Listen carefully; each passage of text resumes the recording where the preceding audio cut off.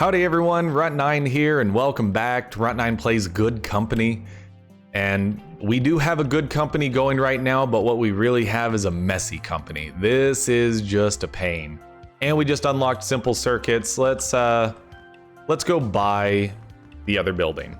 It's time to really start ramping things up and being real here. So what are we gonna do? Well, we're gonna start moving some stuff around. So I believe that I can take this and place it in here. I don't know if I can see both buildings at the same time. Okay, you can only move within the same building. So how about we go figure out what the second building is going to look like, and then we'll come back over here, remove these assembly tables, and go from there. So that does mean that we're going to have a little bit of extra cost here, but I think we can afford it at the moment. So we have another incoming and outgoing zone here as well, which is fantastic. So what are we going to do in here? Well, I think what I want is... honestly, again, ideally, we're going to start easy. Have two assembly tables right there. And we're going to have a small shelving rack sitting... honestly, right there seems fine. So they can come in the door, they can pop it on the shelving rack, and they can come back out. These guys can grab it off of the shelving rack, assemble it, drop it in the outgoing zone. Only problem is we want to scooch this back so they can get to the incoming zone. We will actually move the shelving rack just a little bit. In fact, may even be easier to do it that way so they can grab from the front and back. Seems like that may be a better idea. And then from a logistical standpoint in here, I don't think we need to worry about that too much. What we do need to worry about is let's set up the design desk in here, as well as the research desk. Are we going to move the analysis desk? No, actually we aren't. There's a very good reason for that. Now let's actually put this like that in the corner. So this shelving rack, what we want from that, I don't know if there's a way to do free camera. That is one thing that like the tutorial doesn't necessarily walk you through all of the key bindings. I would like to know if there is a way to do free camera. So take me into logistics mode. This shelving rack needs to get the same modules that this shelving rack is getting. So this is fine, everyone dropping off here, but instead of outputting here, what we actually want is we want all of it to go over here. And then we can go back to our assembly tables. We're just going to get the assembly moved in here first before we deal with what ultimately ends up being a huge remaneuvering and redesigning and everything. What we can do now is we can deconstruct the design desk, we can deconstruct the research desk, and we can also deconstruct the assembly tables. We will assign you to that assembly table. We will assign you to the other assembly table once I get back up there. You assign that assembly table. And then I believe we didn't set the outputs yet. Oh no, we haven't set any inputs or outputs. You're gonna input there, you're gonna input there, you're gonna output there, you're gonna output there. Easy. From there, let's go back down here and take a look at the next steps. So what this will do is this pushes the assembly into the new building, which is exactly what we want. We also should have a logistics person that will carry things from here to the other shelving rack. I will go ahead and load up real quick and seed this with a little bit of stuff. We do need to ramp up case production. Definitely something that we need to be concerned about. And we also are going to need space for simple circuits in there, which we will deal with at the design desk here in just a little bit. But we are very strapped on cases. And so now is when you start to think a little bit more, more spread out, I guess is what I should say, and a little bit more compartmentalized as well. So let's do some moving around in here. We can actually have 2 separate logistics points, which I think would be beneficial for ensuring that people focus on what's most important. So what I'm gonna do is let's take 3 of these 4 LED tables. We're actually gonna turn the other one into a different crafting setup. So we're gonna put you right there. I believe that that does not overlap the door. And then we can get this tinker table set up like that. And what that means is we can set up a corner shelving rack. Now we'll do a small shelving rack. Actually, you can pull from the incoming zone on your own super easy. And we'll just set up a small shelving rack for your outputs. That's about as close as we can make it. That seems good. So we'll set up that shelving rack for their outputs. And so let's go ahead and kill the outputs on these.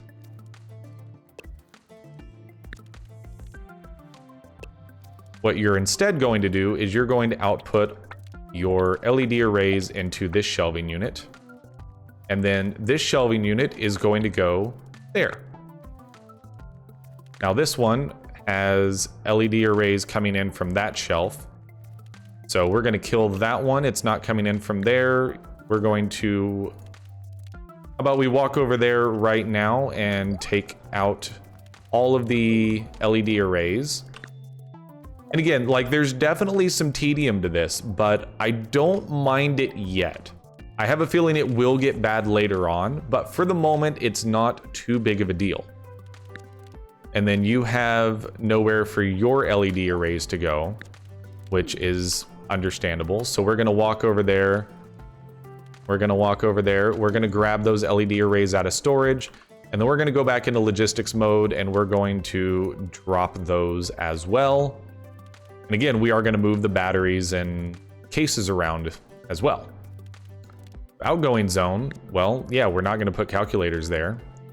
We're still in logistics mode. Take me over here. Give me the calculator. We have 39 seconds, but we're actually not going to sell calculators in here. Gotta catch my breath. This is a lot more talking than I expected to do.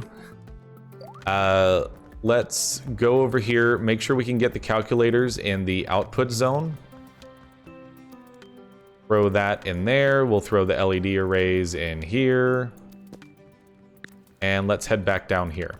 So I believe we have also now crippled the analysis desk. Yes, we have. So you're going to drop off some LED arrays there. You're going to need some LED arrays as well. So let's also bring some LED arrays here. And that can go there. So this has priority. So we're going to decrease the priority for analysis and increase the priority for going to assembly. And you can also increase and decrease priorities more, but this ensures that we get LED arrays moving to... Actually, what we can do...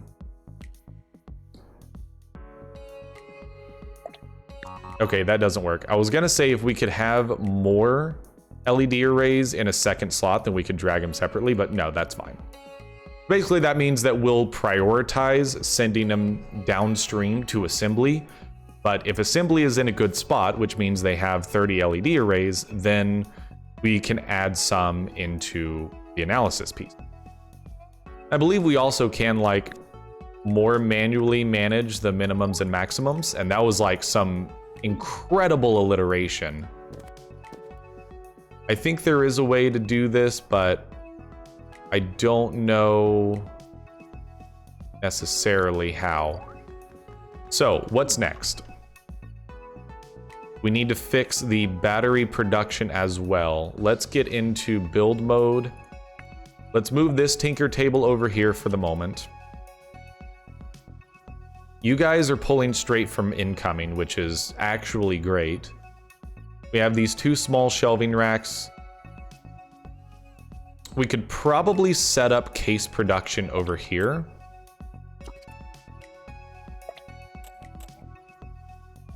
Yeah, I think that'll work. So let's go fix that up, walk over here, set this to cases. And then basically all we need to do is put a shelf down here for plastic incoming. And maybe it works better like this. We can do plastic incoming and also take the case outputs in. So we're going to kill your input from there. We're going to kill your input. Your input is already killed. Perfect. So what I want is give me some plastic to that shelving unit. Plastic to you, cases to you, cases to you. And then that allows us to do cases to you, and cases will not go to that shelving rack. We will not break down cases. That way we can have only 2 case tables going. That should be fine for that. Now let's deal with battery production. So again, we're not gonna have 4 tables anymore. So how about we go into construction mode, we enter move, and let's start positioning these in a better space. We do that, and then probably just set up a tinker table that does block the doorway, but I don't think that matters. I think at some point we'll have shipments coming in there or something. So I don't really want to block that. But I also want to be as space efficient as possible.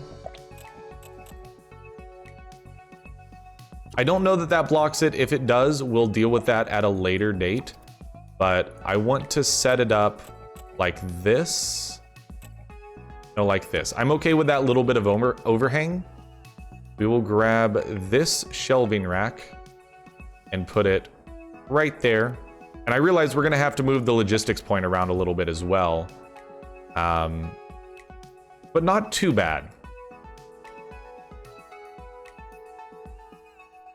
Because you only need to be in range of your incoming, not your outgoing. Your outgoing can be anywhere. So, what is this shelving rack supplying? Take me into logistics mode. You have plastic coming in from there. You have chemicals coming in from there. You have electronic parts supplying these. So let's kill those 3 nodes. We're bringing in electronic parts there. We're bringing in plastic there, which we don't need because we only need chemicals. So we're going to go fill up our inventory with some electronic parts and plastic. We only need chemicals over here. And we will do battery outputs there as well. We can kill that. We can kill that. Then battery outputs will go here as well. And then battery outputs will eventually end up in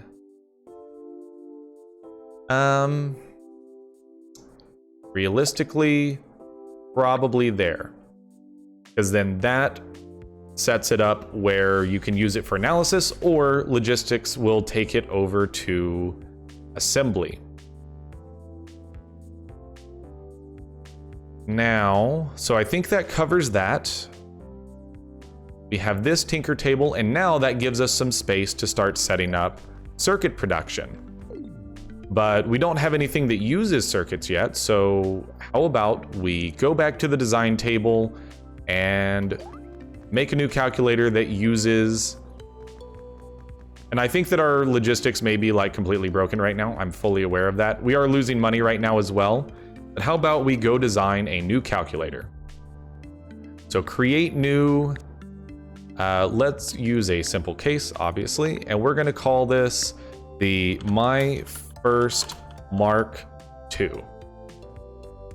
What are we gonna do with this one? Well, let's drag some simple circuits in here. What does simple circuits do for us? They add processing power, and they add to noise pollution and heat loss. So we do kind of have to be careful, and you can see how things can get really Tetrisy, which obviously is, you know, very appealing to a lot of people. It is definitely appealing to me. Looks like we could probably squeeze that together. We can drop a battery down here, but then that loses out on the ability to do another display. If we do that, we can drop another display in here, but we need another battery. So let's throw the circuit away. We'll only have the one circuit in here, but we do need to have enough batteries. And so this is also part of having tier 2 modules, is we would only require a single of the tier 2 batteries in order to meet the expected features, and that would give us more room. In addition, the different cases have more room, albeit with a more Tetrisy design. So now we've got some simple circuits here, and you know, market appeal 5 is obviously where we want to be, and we have the My First Mark II. Excellent. But we need to get some simple circuit production going. So let's go ahead and start taking care of that. Let's head back down into the production line. And it looks like things are going pretty well at the moment. It does also look like they are carrying batteries to this output. I do not want that output. Let's just get rid of batteries here entirely. Much better. And we also don't need plastic coming in. We don't. This shelf is actually going to take in plastic. You'll see why. Let's go to building. We need a tinker table here, here. Actually, one is enough to craft a ton of circuits from what I remember from the campaign. We need to move this over here for the moment, because I would like this to be, I think, all the way down there.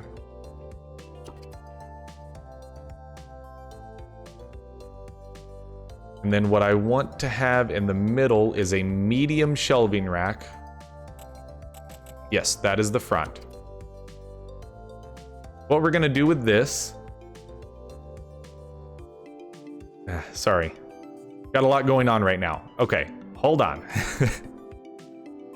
Let's change recipes. You cancel. We'll cancel that in a second. You need to make simple circuits. This tinker table will make simple circuits, and then this one will make circuit boards. Now, we need to go order more product, because we need to actually bring in metal now. And then let's go to logistics. We're going to have incoming metal. We're going to get metal over to that shelf. We need plastic going to that shelf as well. And then this shelf, we'll just kind of figure out what to do with it here in a minute. We'll, you know, for the moment, nobody should be putting batteries there. Electronic parts are supplying, no. Don't supply, don't put electronic parts there. Don't put chemicals there. Don't put anything there. Ignore that shelving unit for a moment. I think that's probably going to be the output for our simple circuits. So, medium shelf. We have metal and plastic going there. That feeds the circuits. The circuits go back on the shelf. Now, you need electronic parts and circuits. Simple enough. What do? I think this is where... I think this is where we go back into build mode. We grab this shelving rack. And we put it right about there. That should be good. Let's go walk over to this shelving unit and fill up our inventory with everything that's in it. And we'll maneuver stuff around as necessary. I know we're going to need to put plastic on this rack, so how about we put some plastic on this rack? And we're going to need to put some electronic parts on this rack. And why not go put a bunch of chemicals over here? And some batteries just to kind of offload everything. Okay, so logistics. Here's what I want. I want circuit boards to go there, and then I want the outputted circuit boards to go there. That seems like it's probably overkill. We could just set up the tinker tables in such a way where you don't have to do that. And you're probably right. But I think this is how I want to manage it. We're going to bring in some electronic parts there. And then we're going to feed the electronic parts and the circuit boards. And actually, we can just do that, make things easier. And then the simple circuits, well, work that out here in a second. We need the simple circuits to go to that shelving unit. And I believe that covers everything over here, except missing logistics here, because you don't have electronic parts. Well, that's because the electronic parts need to come in from there. Easy enough. Okay. Things are a little bit more cleaned up. We should have some simple circuits. You don't know where to put your battery, do you?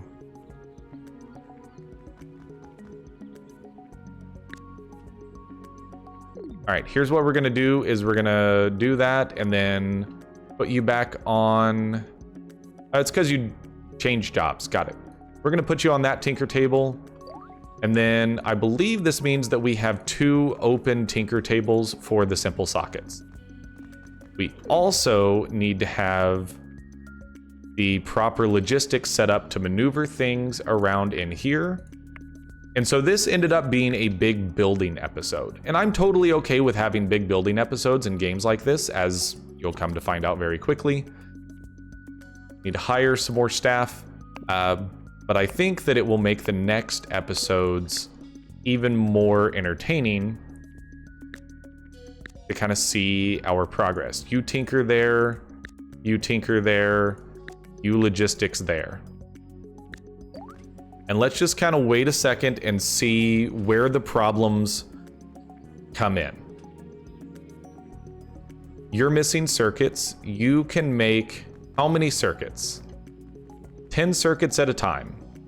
Okay, seems good. You're missing circuits. That's because the circuits need to be brought from here to here, and the logistics person hasn't started on that process yet, but they will soon.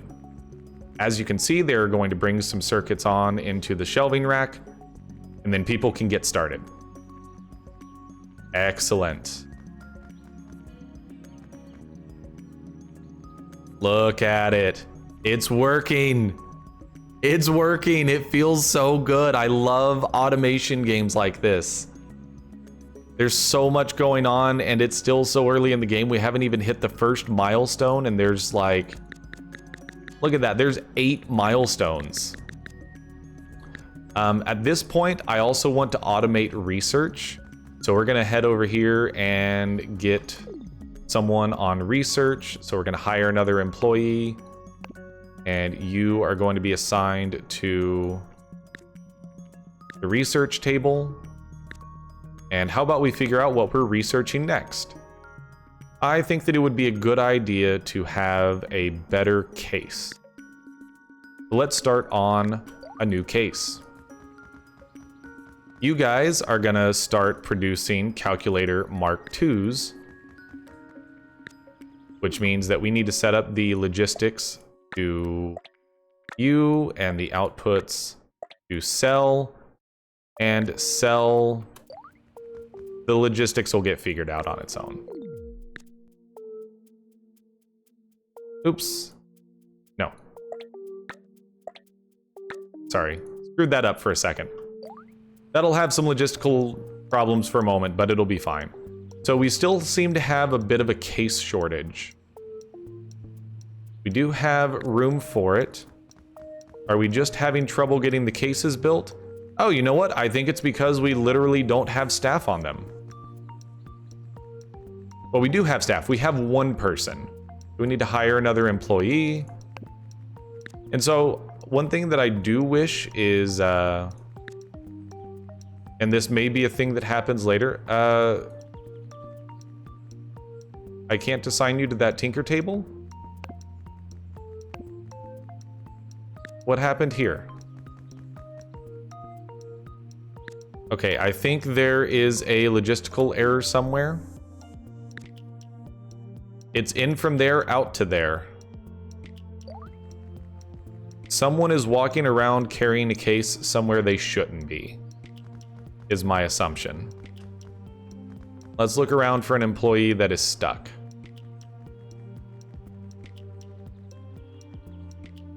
Why are you outputting there? Because I didn't turn that one off. Got it.